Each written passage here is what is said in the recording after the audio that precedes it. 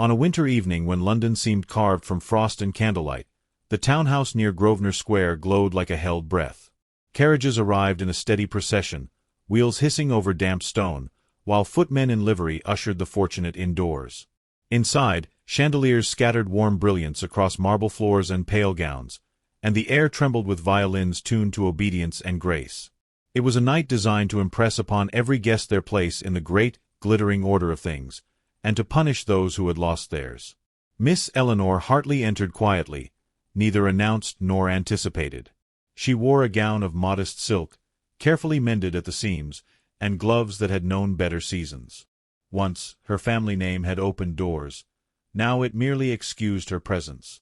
She served as a companion to Lady Ashcombe, a woman of brittle manners and fading influence, whose need for company was greater than her affection. Eleanor moved at her side with trained attentiveness, offering smiles when required and silence when expected, her posture flawless, her heart bruised by long practice. Around her, conversation shimmered and cut like crystal. Gentle laughter carried judgments sharper than truth. Eleanor felt eyes slide past her, lingering only long enough to assess her usefulness, her lack of fortune, her careful restraint. She was 23, intelligent, and quietly observant, yet society had rendered her nearly invisible. That invisibility, she had learned, was both shield and sentence. It spared her direct cruelty, but denied her agency, as though she existed only in the margins of other lives. The Duke of Ravensmere stood near the center of the room, unmistakable even without announcement. Tall, dark-haired, and possessed of that rare stillness which commanded space, he listened more than he spoke. His presence drew glances, admiration, and calculation in equal measure. Ravensmere was a man shaped by expectation, heir to vast estates, favored by ministers, and lately the subject of persistent speculation. Eleanor had never been formally introduced to him, yet she knew his name as one knows the weight of the sky. Whispers followed him like a second shadow. It was said he would soon make a most advantageous match, one encouraged by the crown itself. Such unions were spoken of with reverence, as though affection were an indulgence and obedience a virtue. Eleanor heard fragments as she passed groups of guests, her ears trained by necessity to gather truth from half-sentences. She caught mention of a document, a signature, an alliance that would strengthen certain interests while weakening others. None spoke plainly, but the air itself seemed to lean toward inevitability. As the evening progressed, Lady Ashcombe grew restless, demanding refreshment and attention in turns. Eleanor complied, guiding her through the press of bodies, past towering floral arrangements and tables laid with silver. It was then, in the shadow of a marble column, that Eleanor noticed something amiss. Two men stood too close, their voices lowered beyond courtesy, a sealed letter passing quickly between gloved hands. The exchange was precise, practiced, and meant not to be seen. Eleanor's gaze lingered only a moment longer than propriety allowed, yet in that moment, unease took root. Later, as musicians began a familiar waltz, Eleanor found herself near a smaller anteroom, its door partially ajar. Inside, she glimpsed a polished table upon which lay a thick parchment, bound with ribbon and weighted at the corners. A ceremonial document, unmistakable in its formality. She had seen such things before, at weddings arranged as treaties and inheritances sealed without joy. A footman hovered nearby, alert, as though guarding something of consequence. Eleanor's pulse quickened, though she could not yet name the reason. She turned away just as a voice, sharp with impatience, drifted from within. It spoke of delays, of duty, of the necessity of swift resolution. Another voice answered, lower, restrained, edged with fatigue rather than doubt. Eleanor recognized it at once as the Duke's. She paused, heart hammering, conscious of the impropriety of lingering, yet unable to move. What she heard next was brief, almost lost to the music, but it struck with quiet force. A name was mentioned, one Eleanor knew to be entangled in rumor and political peril. The alliance, it seemed, was not merely loveless, but compromised. The realization settled heavily upon her. This was no simple arrangement of rank and property, but a binding that would place the Duke in subtle danger, aligning him with interests whispered about but never openly accused. Eleanor's knowledge was incomplete, yet sufficient to alarm. She felt the familiar ache of powerlessness rise within her. What claim had she to intervene in the fate of a man so far above her? What right had she, a companion without fortune, to even hold an opinion? And yet, she watched the Duke as he emerged into the ballroom once more, his expression composed, his shoulders squared beneath the weight of expectation. For a fleeting instant, his gaze passed over Eleanor's, and something unreadable flickered there, a weariness that did not belong to a man triumphant. It was gone as quickly as it came, replaced by polite attention to a lady who addressed him. Eleanor looked away, unsettled by the sense that she had glimpsed the cost of obedience. The dance continued, skirts sweeping, laughter rising, the orchestra pressing onward as though time itself could be commanded. Eleanor resumed her place beside Lady Ashcombe, answering idle remarks and adjusting a shawl, yet her thoughts refused to settle. The sealed letter, the waiting document, the dangerous name, all threaded together into a pattern she could not ignore. She understood then that the night was not merely a celebration, but a threshold. As the final notes faded and applause filled the room, Eleanor felt certainty that something irrevocable was drawing near. She stood on the edge of a decision she had not sought, her future precarious as the Duke's. The chandeliers burned overhead, indifferent to the collision of duty and conscience unfolding beneath light. The morning after the reception arrived pale and deliberate, as though London itself wished to appear innocent of the night before. Frost traced the windows of Lady Ashcombe's townhouse, and the city beyond lay hushed beneath a sky the color of worn pearl. Eleanor rose early, her sleep broken by uneasy dreams, each returning her to the glow of chandeliers and the Duke's unreadable gaze. She dressed quietly, performing familiar rituals with care, aware that even solitude within these walls belonged only partially to her. Lady Ashcombe breakfasted late and complained bitterly of a headache, attributing it to the noise and excess of the gathering. Eleanor listened with practiced patience, pouring tea and offering sympathy while her thoughts wandered. The conversation at table circled inevitably toward gossip, and the Duke's name surfaced again, spoken with anticipation rather than affection. Lady Ashcombe remarked upon the honor of his expected alliance, hinting at royal satisfaction and future invitations. Eleanor inclined her head, concealing the tension that tightened her chest at every casual reference. Throughout the day, evidence of the Duke's approaching decision appeared with unsettling frequency. A note arrived bearing an unfamiliar crest, delivered by a footman whose posture betrayed its importance. Lady Ashcombe read it aloud, her tone sharpened by envy, announcing that the Duke would attend a smaller gathering that evening, one of consequence and restraint. Eleanor understood at once that this was no mere social courtesy, but a calculated step toward finality. The knowledge pressed upon her like a weight she could neither set down nor share. That afternoon, Eleanor was sent on errands through the grey streets, her breath fogging the air as she walked. London moved around her in its usual rhythm, carriages rattling, shopkeepers calling, yet she felt removed from it all, her thoughts tethered to unseen rooms and whispered decisions. She recalled the document on the polished table, the guarded voices, the names spoken with caution. Each memory sharpened her sense of urgency, though she still could not imagine what form her response might take. When evening fell, Eleanor accompanied Lady Ashcombe to the appointed townhouse, a quieter residence where refinement replaced splendor. The rooms were smaller, the lighting softer, yet the atmosphere carried a gravity absent from the previous night's brilliance. Guests spoke in measured tones, as though aware that carelessness might echo too loudly. Eleanor noted familiar faces, men whose influence extended beyond drawing rooms, women whose smiles concealed keen attention. This was not a place for delight, but for arrangement. The Duke arrived without ceremony, his presence acknowledged by subtle shifts in posture rather than overt display. Eleanor observed him from a respectful distance, noting the precision of his movements, the restraint with which he greeted his hosts. He seemed altered, not in manner, but in focus, as though his attention were drawn inward. When he spoke, it was with courteous exactness, yet Eleanor sensed an effort beneath it, a discipline tested by unseen strain. As the evening progressed, small tokens of expectation emerged. A gentleman presented the Duke with a signet ring, remarking upon its lineage and the responsibilities it symbolized. Another guest spoke of estates that flourished under wise alignment, a future secured through timely obedience. Each gesture, each word, formed part of a larger design, and Eleanor watched the Duke accept them with measured composure.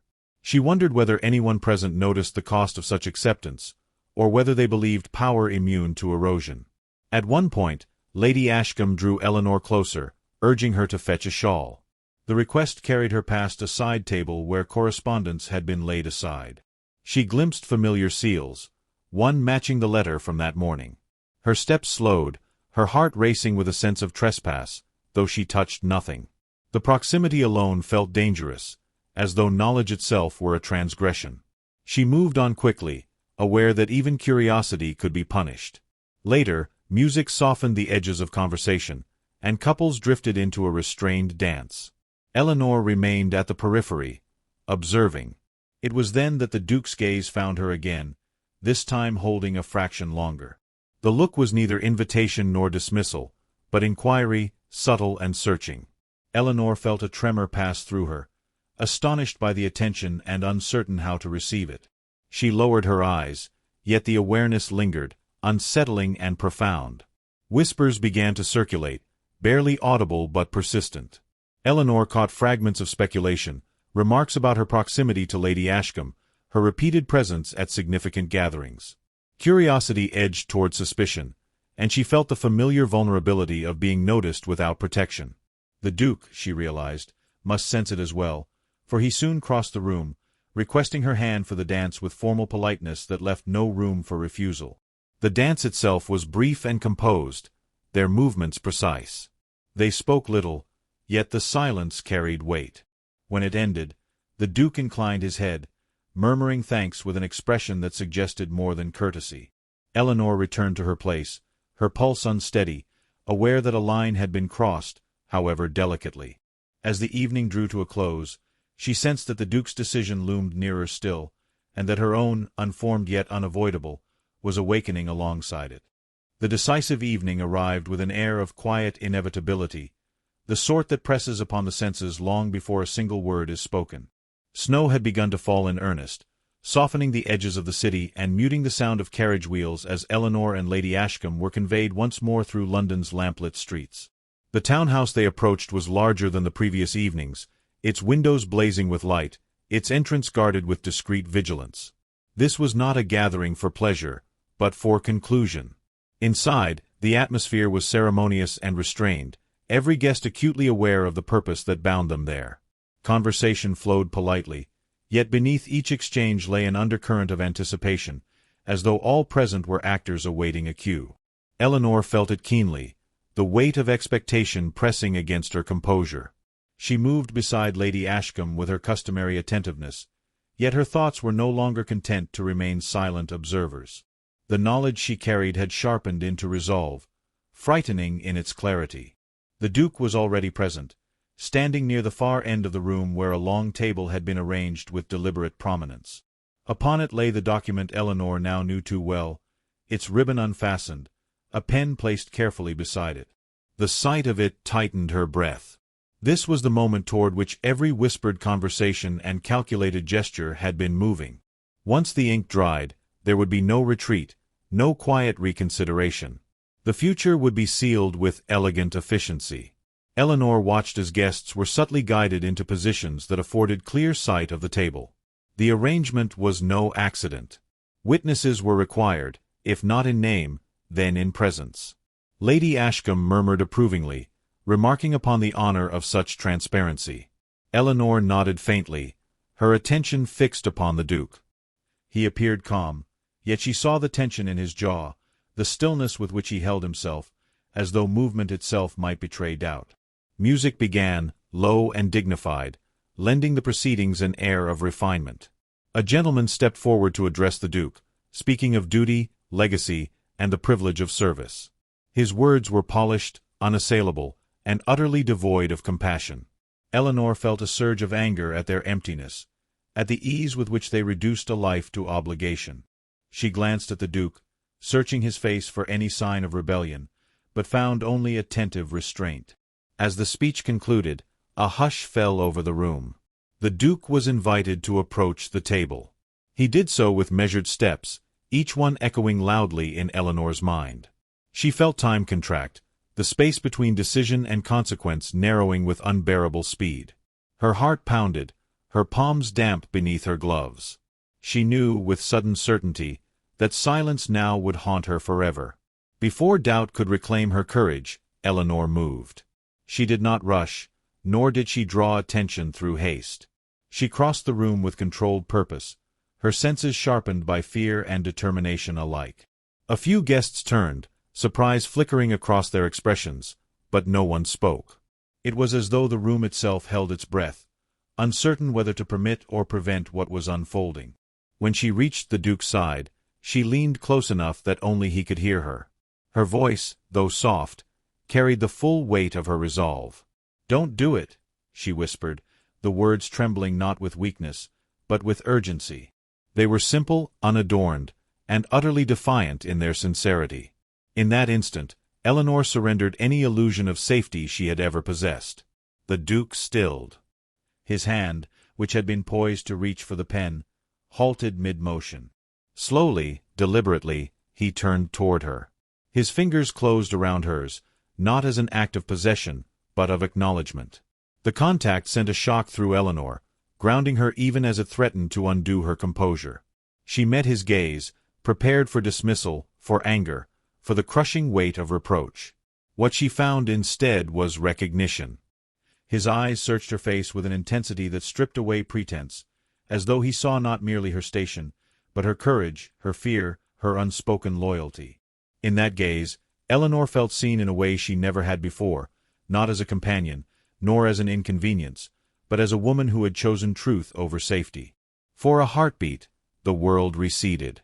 The murmurs of the room blurred, the music faded, and the chandeliers seemed distant stars. The Duke's thumb tightened slightly around her hand, a silent question, an invitation to trust. Eleanor's breath caught, yet she did not look away. Whatever followed, she would not retreat into invisibility.